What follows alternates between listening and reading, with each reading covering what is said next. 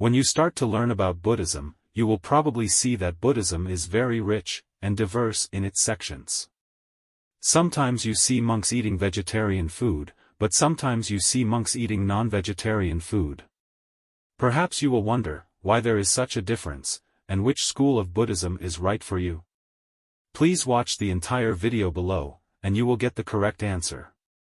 Buddhism was founded by Shakyamuni Buddha, more than 2,500 years ago.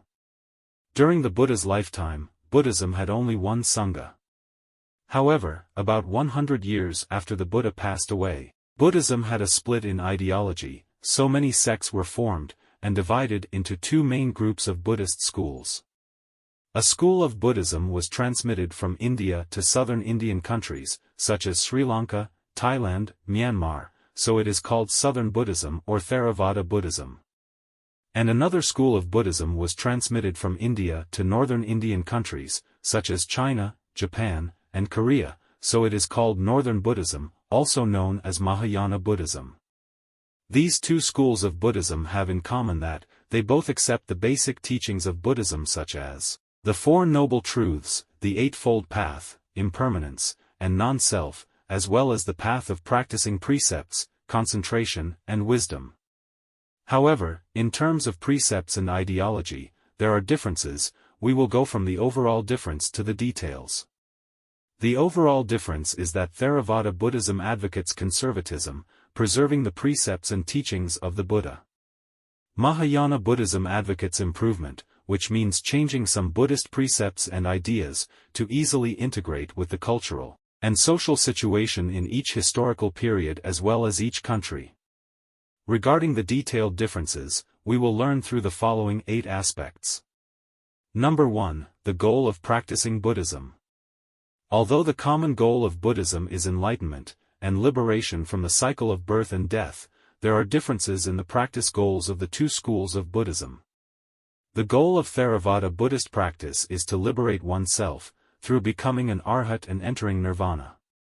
For Theravada Buddhism, arhat is the highest status. Buddha is also an arhat. The only difference is that, the Buddha himself found the path to enlightenment, while other arhats achieved enlightenment through the Buddha's guidance.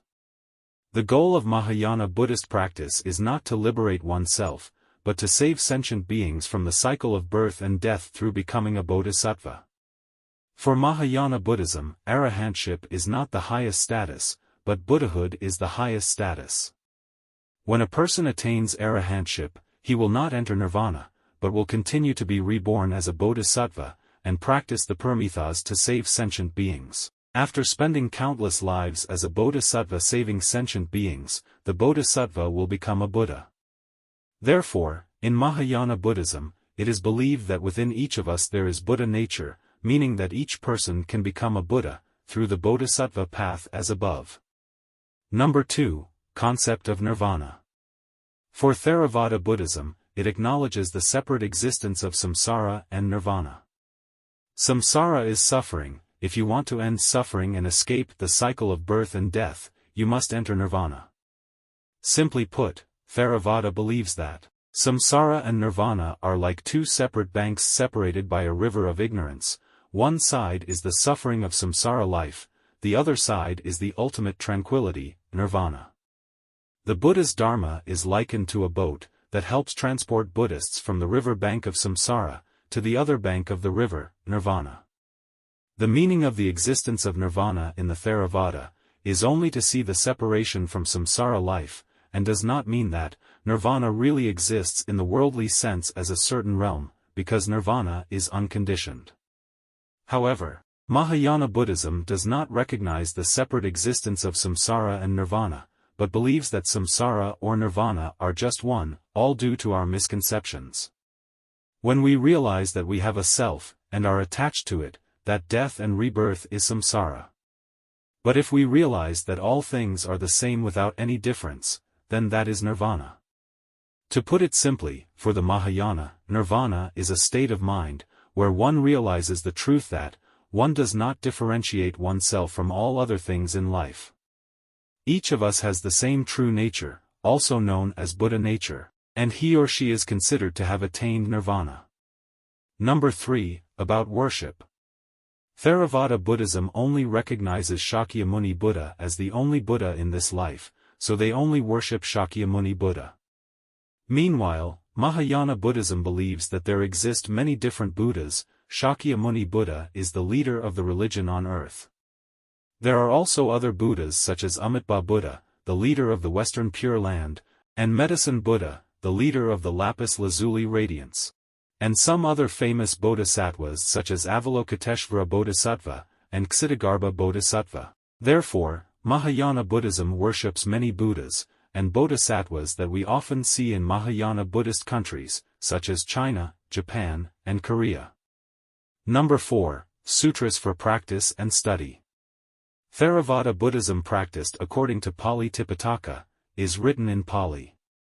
The Pali Tipitaka has gone through a history of 6 classic compilations and still has almost intact original Pali documents for comparison. Meanwhile, Mahayana Buddhism practices according to the Sanskrit Tripitaka, written in Sanskrit. However, currently the original Sanskrit version is almost no longer available for comparison, but only the Chinese version translated from Sanskrit remains. According to Buddhist research experts, the Pali Tipitaka written in Pali is considered reliable, and closest to the Buddha's original teachings. Number 5. The view of vegetarianism and begging for alms. One of the different views that causes the most controversy among Buddhists is the issue of vegetarianism. According to the Mahayana Buddhist tradition, monastics are required to be vegetarian, while Theravada Buddhists can be vegetarian and eat animal meat. The reason for this difference is related to the overall difference that we mentioned before. Because Theravada Buddhism advocates preserving the Buddha's precepts, they practice the same lifestyle as the Buddha in the past. Regarding food, they do not cook themselves but have to beg for alms, or Buddhists will prepare food to make offerings at the temple. Whatever food Buddhists offer, they will eat. So if Buddhists offer meat and fish, they will still eat it normally, which is why we see Theravada Buddhist monks eating meat and fish. In addition, they only eat one meal a day before 12 noon, after 12 noon they will not eat. Meanwhile, Mahayana Buddhism advocates improvements to easily penetrate the lives of Buddhists and spread Buddhism, so they do not go begging for alms, but cook for themselves at the temple. Because they cook for themselves, they choose vegetarian food to develop compassion, and indirectly contribute to reducing killing. If we are a Buddhist, no matter what school of Buddhism we follow, we should recognize that eating is not the core of Buddhism, but what is important is that we live a moral life and do good deeds, develop wisdom to achieve enlightenment. Therefore, focusing too much on vegetarianism affects the family's eating habits. Or criticizing those who eat meat and fish for not having compassion makes anger grow, which is against the teachings of Buddhism, which is to eliminate greed, anger, and ignorance. Number 6. Practice of monks. Theravada Buddhism mainly practices meditation to achieve tranquility and liberation. Monks often practice anapanasati, mindful breathing meditation, and vipassana, observation meditation, techniques, to develop concentration and awareness. Mahayana Buddhism places great emphasis on rituals, and chanting to accumulate blessings and reduce karma. The most typical of the Mahayana schools of Buddhism is the Pure Land sect, which practices chanting Amitabha Buddha's name, with the belief that when you die, you will be reborn in his western land of bliss. In general, Mahayana Buddhism favors other powers, which means practicing rituals to ask bodhisattvas, and Buddhas for blessings to achieve peace. This is why Mahayana Buddhism is misunderstood as a religion that worships gods like other religions. Meanwhile, Theravada Buddhism focuses on self-reliance, meaning personal practice efforts to achieve peace and liberation. Number 7. Architectural culture and dress. Theravada Buddhism is influenced by Indian culture, so the temple architecture clearly has many similarities with temple architecture in India. Mahayana Buddhism is largely influenced by Chinese culture, so the temple architecture is easily recognizable as having similarities with temple architecture in China. Regarding the monks' costumes, we can easily see the difference between the two schools of Buddhism. Theravada Buddhism uses a cloth wrapped around the body to form a robe, and often expose one shoulder similar to the image of Shakyamuni Buddha we often see.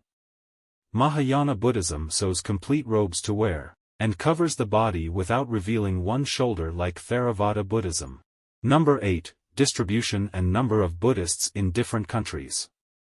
Theravada Buddhism develops in countries such as Sri Lanka, Thailand, Myanmar, Laos.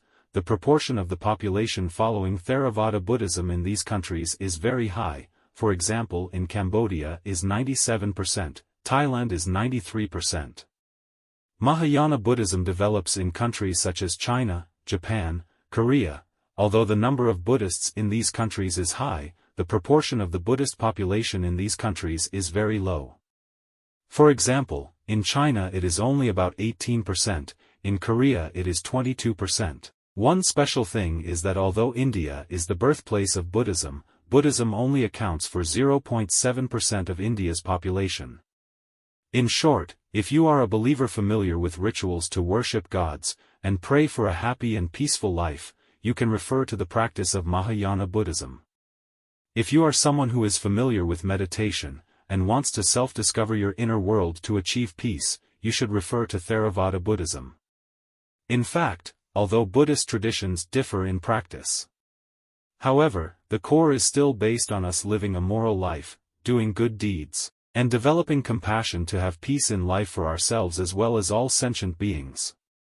Thank you for watching the video and wish you a happy and peaceful life.